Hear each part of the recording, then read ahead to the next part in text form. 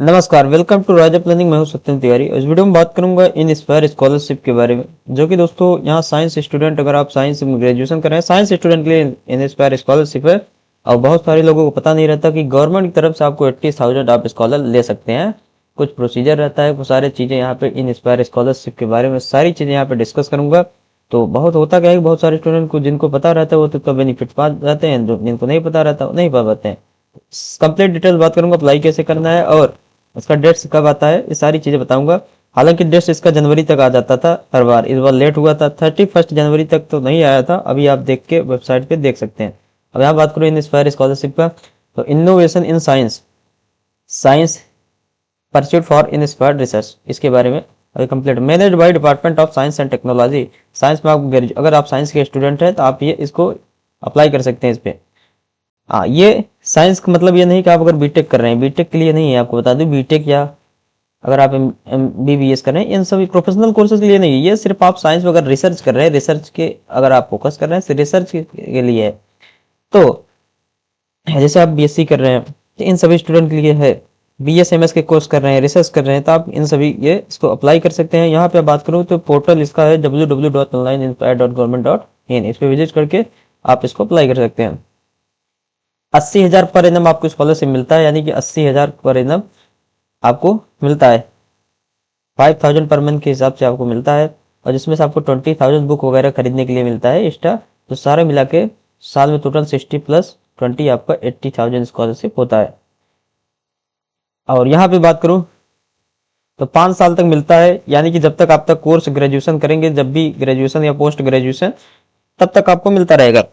अगर आप रिसर्च करेंगे तो रिसर्च तक भी आपको मिलेगा। जैसे यहाँ पे 5 ईयर्स, या जब तक आपका बीएससी नहीं कंप्लीट होगा, बीएस कर रहे हैं अगर, इंटीग्रेटेड एमएससी, इन सभी कोर्स जब तक आपका कंप्लीट नहीं होगा तब तक आपको मिलता रहेगा। अब यहाँ पे इंपॉर्टेंट डिटेल की बात करें कुछ, तो यहाँ पे इन इंस्पायर इंटर्नशिप, तो अगर यहाँ पे 12th की बात करें तो उसका एलिजिबिलिटी क्राइटेरिया है, मतलब 10th में ये 1% स्टूडेंट को दिया जाता है बोर्ड में। टॉप 1% स्टूडेंट को दिया जाता है। और एज ग्रुप, जैसे टारगेट एज ग्रुप 16 से 17 ईयर्स के बीच में। और यहाँ पे टारगेट नंबर जो है 50,000, यानी कि 50,000 टोटल। देखो इनका टोटल टॉप 50,000 स्टूडेंट ये लेते हैं 10th के।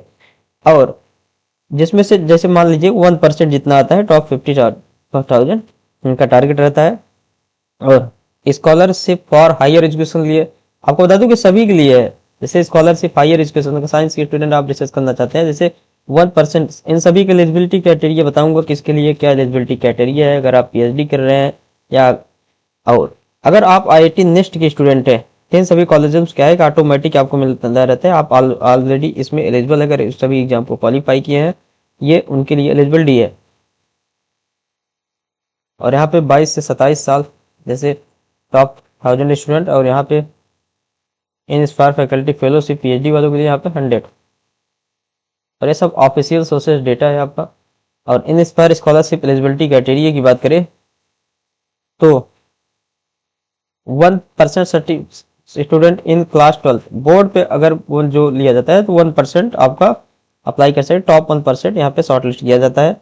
और अगर अगर या तो इसके बेस में लेना है, और या तो rank within the top 10,000 in competitive exams like JEE IIT, या तो आपको जेई नीट किसी गवर्नमेंट एग्जाम में जो कि हाई लेवल कराया जाता है, जैसे जेई नीट, इन सभी में टॉप 10,000 जो स्टूडेंट है वो अप्लाई कर सकते हैं।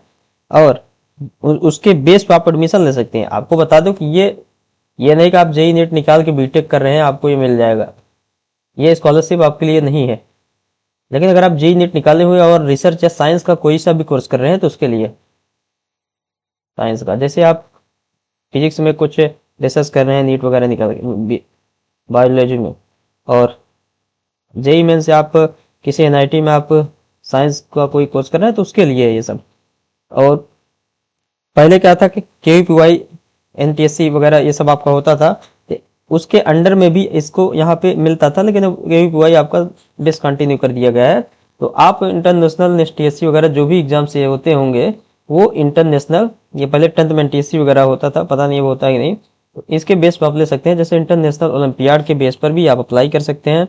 यहाँ पे डायरेक्ट आपका कोई भी एलिजिबिलिटी क्राइटेरिया नहीं देखा जाएगा इन सभी एग्जाम के बेस में। और अगर आप आईआईटी नेक्स्ट में पढ़ रहे हैं, आइजर नाइजर में, यहाँ पे उस आगे लिखा है कि पर have integrated BSMS course in natural basic sciences at ISER, Niger, IC Bengaluru, department of atomic energy, centre of basic science and university of Mumbai, अगर इसमें पढ़ रहे हैं सभी कॉलेजेस में, जैसे ICI कोलकाता वगैरह में, इसमें ऑलरेडी आपको ऑटोमेटिक यहाँ पे मिलता रहता है।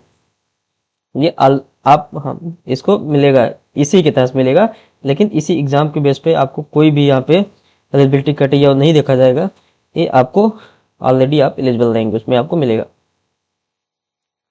और यहाँ पे बात करूँ तो एलिजिबल सब्जेक्ट आप देख सकते हैं। जैसे आप साइंस के सब्जेक्ट होने चाहिए, जैसे natural science subject including physics, chemistry, mathematics, bio, anthropology, statics, geology, astrophysics, astronomy, electronic, सारी कोर्सेस है, आप देख सकते हैं।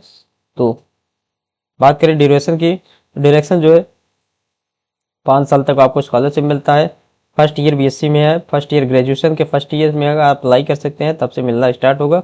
और जब तक आपका एमएससी पीएचडी वगैरह आपका जो भी है, आप इंटीग्रेटेड एमएससी तक कर रहे हैं, तो वहाँ तक आपको मिलेगा। अब अप्लाई करने का आप इस वेबसाइट विजिट कर सकते हैं, वहाँ अप्लाई कर सकते हैं। अप्लाई से उनका डेट हो सकता हो आ गया हो, आप जाके चेक कर सकते हैं, क्योंकि 31 तक मैंने देखा था नहीं आया था, इस बार लेट हुआ है थोड़ा। अभी आप चेक कर सकते हैं आया है कि नहीं। अब सबसे पहले आपको यहाँ पे सिलेक्शन प्रोसेस के बारे में बात करूँ तो सिलेक्शन प्रोसेस यहाँ पे सबसे पहले एप्लीकेशन जो आपका किया जाता है उसकी स्क्रीनिंग यानी कि उसको देखा जाता है, और यहाँ पे शॉर्टलिस्ट किया जाता है। उसके बाद डॉक्यूमेंट वेरिफिकेशन होता है, फाइनल अप्रूवल आपका जो डिपार्टमेंट ऑफ साइंस जो सिलेक्टेड कैंडिडेट उनको अनाउंस करता है। उसके बाद आपका स्कॉलरशिप डिस्ट्रीब्यूट किया जाता है, और स्कॉलरशिप डायरेक्ट आपके बैंक में जाएगा, कोई भी इंटरफेरेंस आपका दूसरे थर्ड पार्टी इंटरफेरेंस नहीं होगा, सीधा आपके बैंक में आएगा गवर्नमेंट की तरफ से, जो भी आप अकाउंट नंबर देंगे। अब जैसे यहाँ पे आप देख सकते हैं कट ऑफ 2025 का कट ऑफ देखा जाए तो 2025 जैसे 12th में 95% जिसका था 95.4 वो उनका हो गया था, यानी कि ये कट ऑफ गया था। वहीं अलग अलग बोर्ड है, सारे बोर्ड जितने भी स्टेट बोर्ड है इंडिया में जितने भी सारे का यहाँ पे कट ऑफ लिस्टेड दिया गया है, आप देख सकते हैं। जैसे यहाँ पे सीबीएसई का 95%, यूपी बोर्ड का आप देख सकते हैं 89% यहाँ पे कट ऑफ।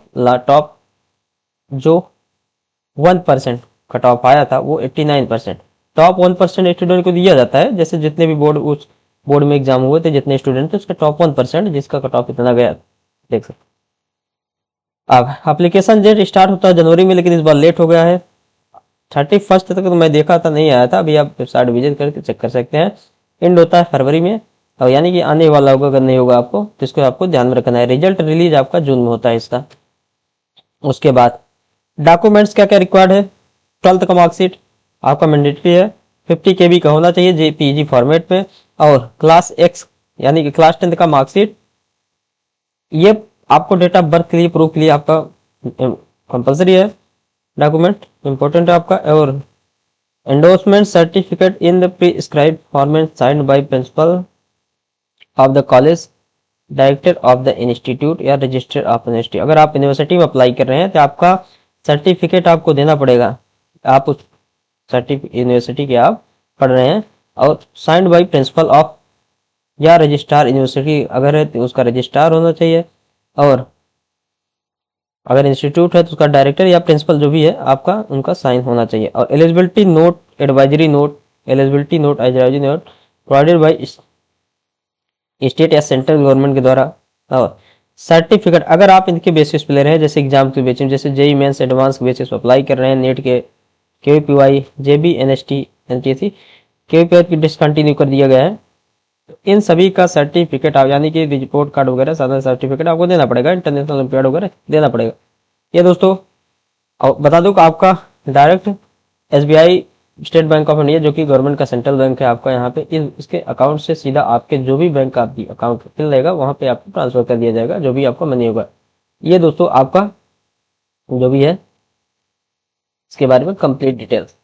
और आपको बता दूं अगर फिजिक्स वाला का आप कोई सा भी कोर्स ले रहे हैं फिजिक्स वाला का, तो फिजिक्स वाले कोर्सेज में आप डिस्काउंट ले सकते हैं by just using the code S8TIW0001, 000 है यहाँ पे। अगर आप फिजिक्स वाला के कोर्सेज में ये कोड यूज करेंगे तो आपको मैक्स टू मैक्स डिस्काउंट आपको मिल जाएगा। फिजिक्स वाला का कोर्सेज में अगर आप चाहते हैं कि मैक्सिमम डिस्काउंट के साथ बाई करें तो यूज करिए कोड SATTIW0001 TIW0001। मिलेंगे नेक्स्ट वीडियो में, चैनल को सब्सक्राइब करिए। Thank you.